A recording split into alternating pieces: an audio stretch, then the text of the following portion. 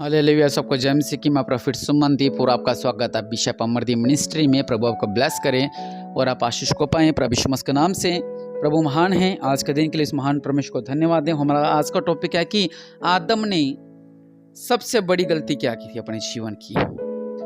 आदम ने सबसे बड़ी गलती क्या की थी और हम क्या क्या गलतियां करते हैं हमारे जीवन में। ये बहुत गहरी बात है जो मैं आपको वचन में से समझाऊंगा। एक आदम ने गलती की थी, उसके पास सब कुछ था और हमारे पास भी सब कुछ होता है और हम एक गलती कर जाते हैं जिसकी वजह से सब कुछ खत्म हो जाता है। हालेलुया। आदम ने क्या गलती की थी वो मैं आपको बताता हूँ। इधर वचन कहता है, तब यहोवा परमेश्वर ने आदम को भूमि की मिट्टी से रचा और इसके नथनों में जीवन का श्वास फूंक दिया। आदम जीवित प्राणी बन गया। फिर इसकी पसली में निकालकर परमेश्वर ने स्त्री को बनाया। मैं ज़्यादा गहरी बातों पे नहीं जाऊँगा क्योंकि जो मेरा टॉपिक है वो थोड़ा अलग है। इस पर मैं एक और वीडियो तैयार करूँगा, थोड़े दिन में मैं अपलोड करूँगा, उसको जरूर सुना। उसमें सब डिटेल होगी कि दुनिया में पाप कैसे आया। यहाँ पे क्या लिखा हुआ है कि परमेश्वर ने आदम को भूमि की मिट्टी से रचा और उसके नथनों में जीवन का श्वास फूंक दिया और एक इंसान को बना दिया। ठीक है, मतलब मिट्टी से एक इंसान को बना दिया। ठीक है, अब थोड़ा आगे चलते हैं वचन में। यहाँ पर वचन कहता है कि यहोवा परमेश्वर ने पूर्व की ओर अदन में एक वाटिका लगाई और वहां आदम और उसने उसे रचा था रख दिया। तब यहोवा परमेश्वर ने भूमि से सब भांति भांति के वृक्षों को जो देखने में मनोहर और जिनके फल खाने में अच्छे हैं उगाए और वाटिका के बीच में जीवन के वृक्ष को और भले या बुरे के ज्ञान को वृक्ष को भी लगाया।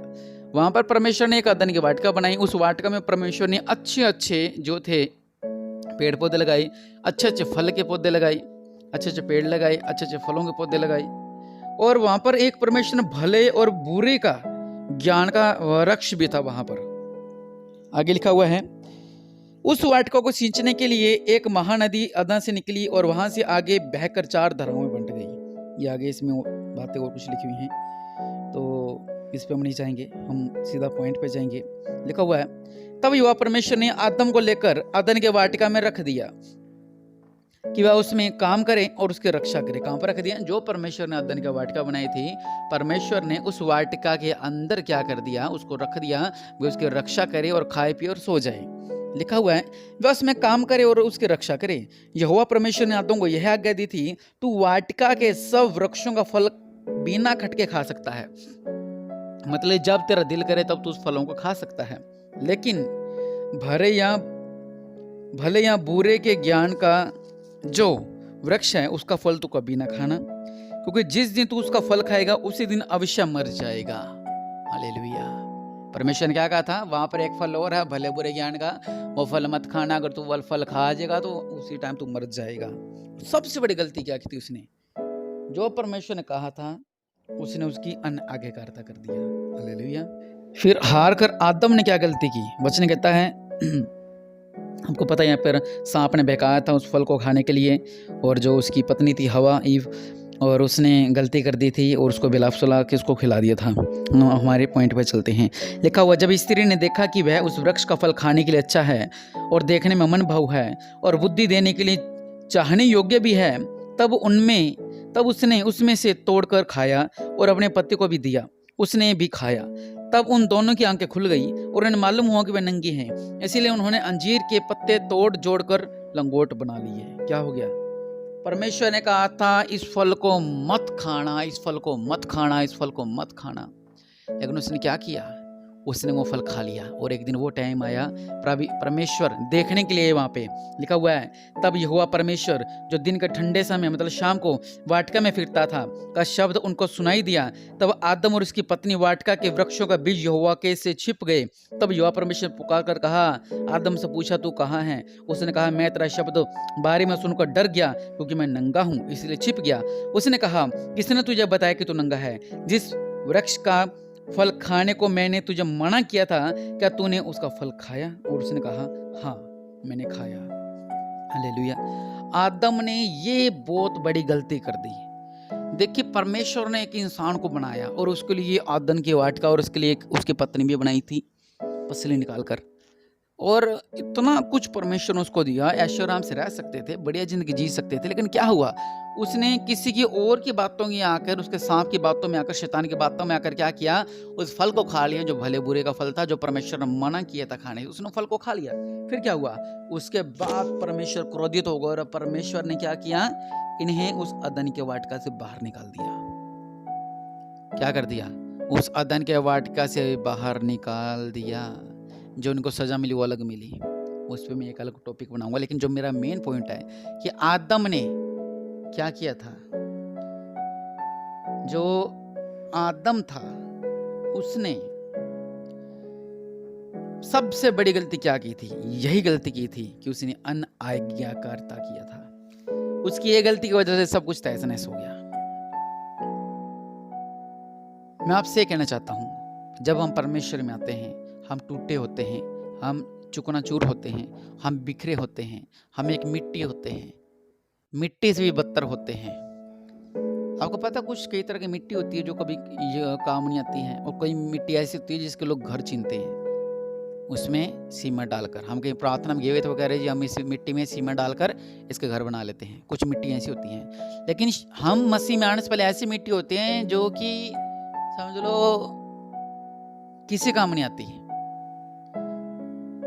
वो सिर्फ उड़ उड़ के लोगों के घरों में जाती, किसी काम नहीं आती वो। लेकिन हम मसीह में आते हैं, हम मिट्टी होते हैं, परमेश्वर हमें अच्छा बनाते हैं, हमें खाने को, हमें रहने को, हमें पहनने को, हमें सब कुछ देते हैं। लेकिन क्या होता है, जब सब अच्छा चलने लग जाता है तब हमारे जीवन में कुछ ऐसा मोड़ आता है, हम क्या करने लग जाते हैं? हम शैतान हमें बहलाने आता है, फुसलाने आता है, तू ऐसा मत कर, तू ऐसा मत कर, ऐसा मत कर। हम शैतान की बातों में आ जाते हैं।